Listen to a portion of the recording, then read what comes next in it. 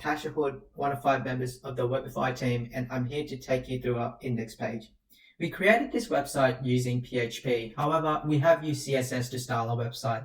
On the top left-hand side of the screen, there's our team's logo. This logo also doubles as the home button for our website. In the middle of the screen, the letters MP3 is written in bold. This is to introduce the topic of our website to our users. There's also an animated learn more function created through the hover function. At the bottom of the screen, there is a footer in every page, which is also animated, and clicking upon them will take you to our email. And lastly, we have a navbar on the top right hand side of the screen. This navbar also has an animation built in when you hover. More importantly, this navbar takes the users to other pages of the website upon clicking on them. The other pages will be introduced to you by the rest of our members of our team. Hi, my name is William and I'm here to present about the quiz page. So at the top of the page there's a normal navigation bar which has the features that my teammate has already explained.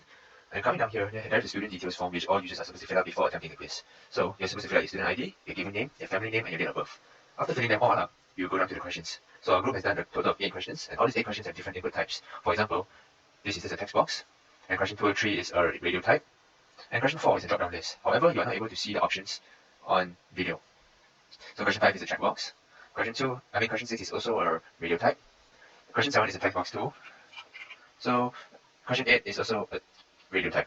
So in this assignment, we have made it that users only have 2 attempts in doing the quiz. So when I press submit here, I'll be going to directly to a page which tells me my score, and it will tell me I have one more attempt. So I would like to retry or no, so I'll go retry, and I'll just fill out my student ID and everything again. And when I press submit there, it will tell me my score, and then it will let me know that I'm out of attempts. When I go back, I'll be redirected back to the home page. That is all from me, and my teammates will be continuing after this. Thank you very much. Hi guys, I'm Ahmed Dayan, and today I'll talk about the manage page of our website. So the first thing that comes up is the login. So here we can use our login details to add to it. And if we put up a wrong username and password, we can see the number of attempts left is reduced. So if we do something wrong again, it comes down to 1.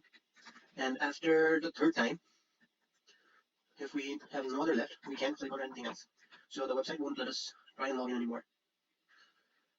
Otherwise, we also have the sign up page where we can put up a new sign up details. It has 2 pages or 2.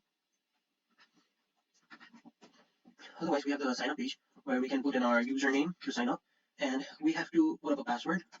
Otherwise, we have the sign up page where we can put in our username to sign up, and we have to put up a password. And if the 2 passwords don't match, it will say wrong password and won't let us sign up. Hi, I'm Giovanni and I'll be talking about the Manage and Display Table pages. On the Manager page, there are 6 different buttons that allow you to interact with the database in different ways. The first section here allows us to list the attempts of a particular student, which can be done by filling out one or more of these fields and clicking on the button. By clicking on the button, this takes us to the Display Table page, which gets the relevant information from our database. Coming down to the Change Attempt Score section, it allows you to change the score of a student by giving it a student ID. As you can see here, the attempt 1 score, which was previously 1, has changed to 5. Delete all attempts allows us to delete the attempts of a particular student from the database. We can see that the student is gone by showing the entire database with the List All Attempts button. And finally, these 2 buttons will filter the database depending on the button pressed. So clicking on this button will show students who got 100%. And finally, this shows students who failed the quiz. Hi, my name is Rose, and I'm going to direct you through our PSP improvement. So briefly, we have 2 enhancements, which is the session start and the database to process the data, so that we do not need to hard coding the data ourselves. To be more detailed, we use session start in 3 things. The first thing is to keep track of the quiz taking attempt, which will be +1 a time you submit the quiz. So each attempt will have different landing pages like this. And the second thing, we use a session to keep track of the login attempt and the login started. So if you fail the login 3 times, the login button will be disabled so that you cannot access the manage page anymore.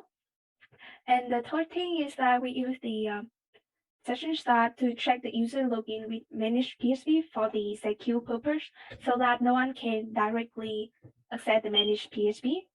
And coming to the second enhancement, which is the database, we use the database to calculate score and store those scores in our database.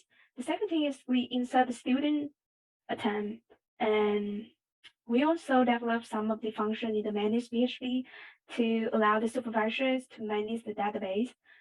This function could be include the delete, the train, the list all students, and that's all for our enhancement. And thank you for your listening. Bye.